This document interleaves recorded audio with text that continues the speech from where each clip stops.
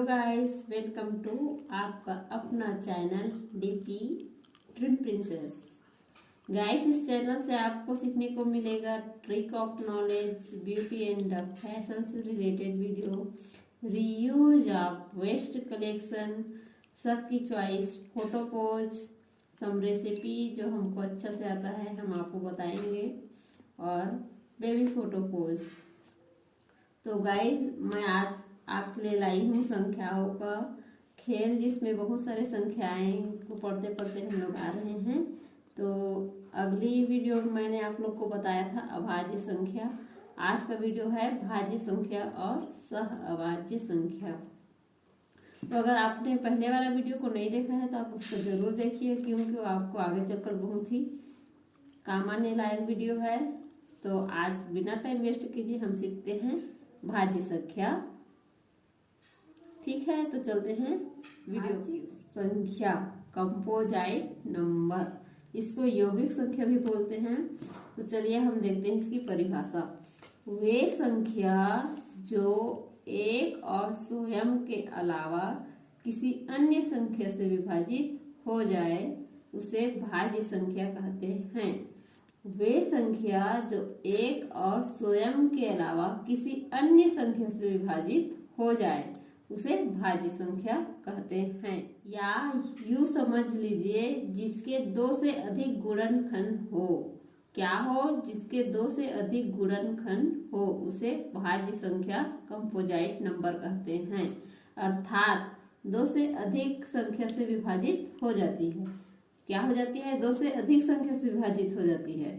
ठीक है, जो एक और स्वयं के अलावा किसी अन्य संख्या से भी विभाजित हो जाती है उसी को हम क्या बोलते हैं? भाज्य संख्या, कंपोजाइट नंबर। एग्जाम्पल है 4, 6, 8, 9, 10, 12, उधर आगे है ना। तो आप ये मत समझिए कि एक हो सकता है भाज्य संख्या, क्योंकि वह अभाज्य संख्या है। एक ऐसा संख्या है जो कि नहीं अभाज्य संख्या है और नहीं भाज्य संख्या। अभाज्य संख्या में दो गुणनखंड होना चाहिए, लेकिन एक में एक गुणनखंड होता है। और भाज्य संख्या में दो से अधिक गुणनखंड होना चाहिए, कम से कम 3 गुणनखंड होना चाहिए, लेकिन एक में केवल एक गुणनखंड होता है। इसी कारण एक न ही अभाज्य संख्या है और न ही भाज्य संख्या। चलिए तो हम उदाहरण से समझते हैं भाज्य संख्या किसे कहते हैं।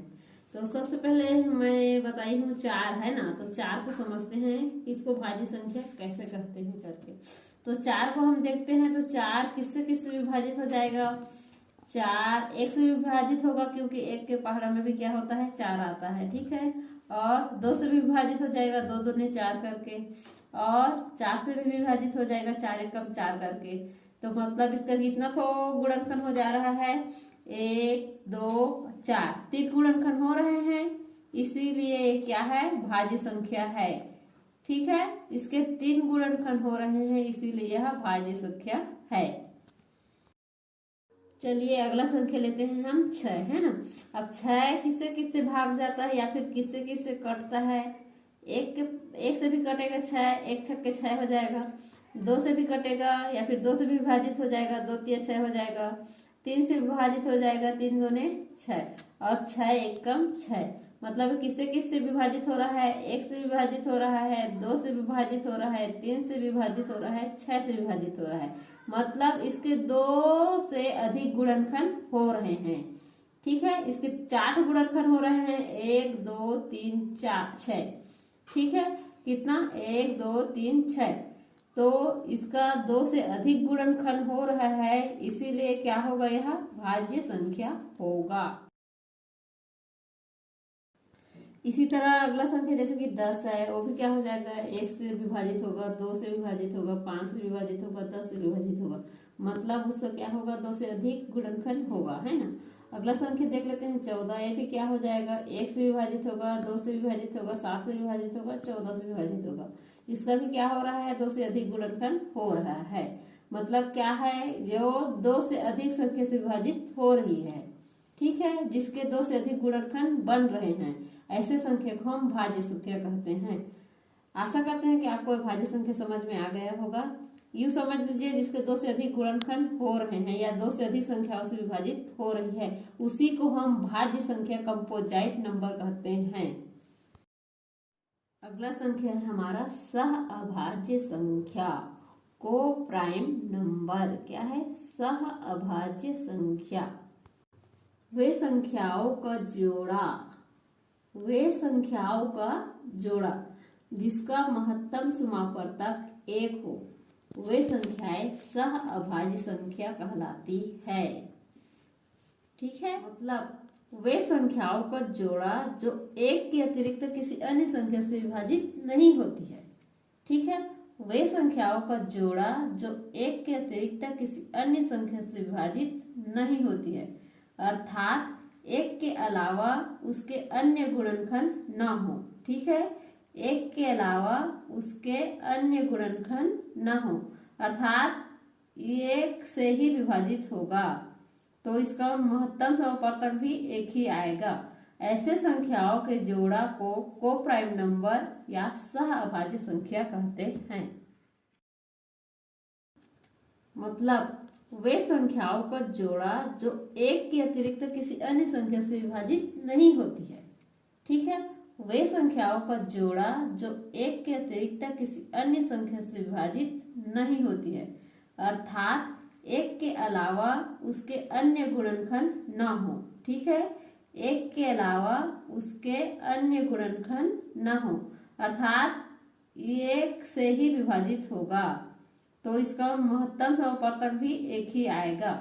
ऐसे संख्याओं के जोड़ा को कोप्राइम नंबर या सह अभाज्य संख्या कहते हैं। उदाहरण है जैसे कि 2 और 7 एक संख्या हो गया, 1 और 5 हो गया, 1 और 3 हो गया।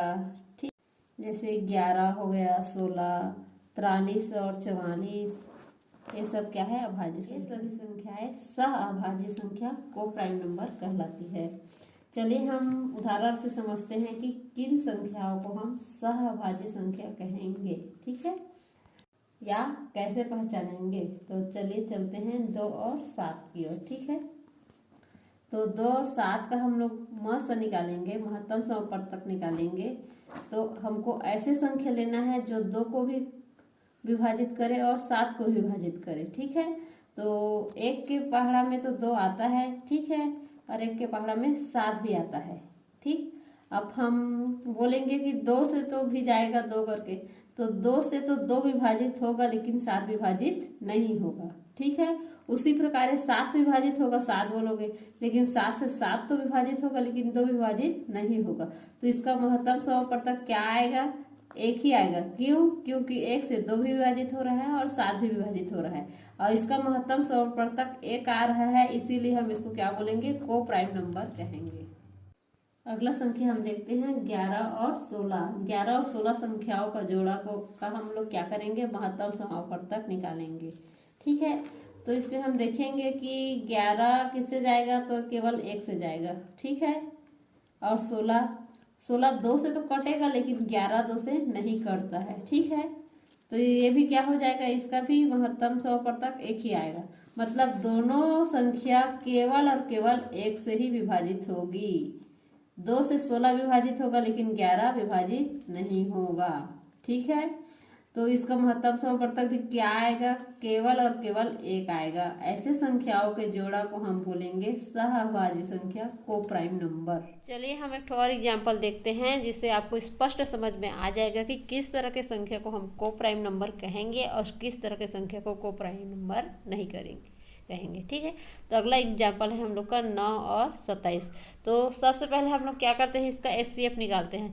HCF किस तरह से निकाला जाता है? तो सबसे पहले देखते हैं 9 का फैक्टर या फिर 9 का गुणनफल।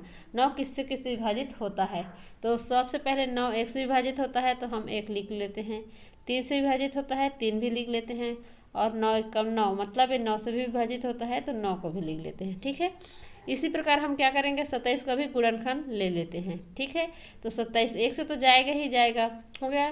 फिर 2 से नहीं जाएगा, 3 के पहाड़ में आता है 3 ये 27 करके, तो 3 भी क्या है? उसका गुणनखंड है। और 9 या 27, 9 भी क्या है? इसका गुणनखंड है। ठीक है, और 27 से कम 27।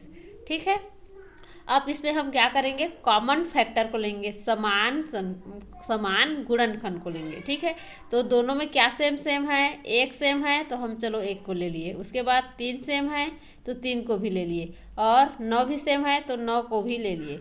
तो HCF किसको बोलते हैं, हाईएस्ट। ठीक है, हाईएस्ट माने कि बड़ा। तो अब ये तीनों में कौन सा बड़ा है, एक बड़ा है कि 3 बड़ा है कि 9 बड़ा है, तो 9 ही तो बड़ा होगा, है ना। तो क्या है, इसमें 9 बड़ा है, तो ये 9 ही क्या कहलाएगा हम लोग का, HCF कहलाएगा, महत्तम समापवर्तक कहलाएगा। क्या कहलाएगा ये, HCF महत्तम समापवर्तक। ठीक है, समापवर्तक। चूंकि 9 और 27 में महत्तम समापवर्तक 1 नहीं आ रहा है, इसका महत्तम समापवर्तक आ रहा है 9, इसी कारण ये 9 और 27 क्या होगा, यह को प्राइम नंबर नहीं होगा। किसी भी संख्या का महत्तम समापवर्तक 1 आता है, किसी भी संख्याओं के जोड़ा का महत्तम समापवर्तक 1 आता है, उसी को हम कहेंगे को प्राइम नंबर या फिर सह अभाज्य संख्या। ठीक है, सह अभाज्य संख्या। तो चूंकि इसमें 1 नहीं आ रहा है, इसमें 9 आ रहा है, इसलिए 9 और 27 क्या होगा, को प्राइम नंबर नहीं होगा। तो गाइस, कैसा लगा आज का वीडियो जिसमें आपके लिए मैं लाई थी भाज्य संख्या और सह अभाज्य संख्या। मुझे लगता है कि मैंने पूरा क्लियर कर दिया है और आपको समझ भी आ गया है। तो गाइस, आप मेरा चैनल को जरूर सब्सक्राइब कीजिए, क्योंकि मैं इसमें अच्छी अच्छी संख्याएं ला रही हूँ आप लोग के लिए। नवोदय सीरीज भी हो रहा है, तो आप इसको लाइक कीजिए, शेयर कीजिए और इसका बेल आइकन को जरूर प्रेस कीजिए, ताकि सबसे पहले जो नोटिफिकेशन है आपके में जाए और आप इसको देखने में कोई भी देरी ना हो। तो प्लीज़ मेरे चैनल को सब्सक्राइब कीजिए और शेयर कीजिए अपने दोस्तों के साथ। तो आज के वीडियो में बस इतना ही, अगले वीडियो में फिर मिलेंगे, तब तक के लिए बाय।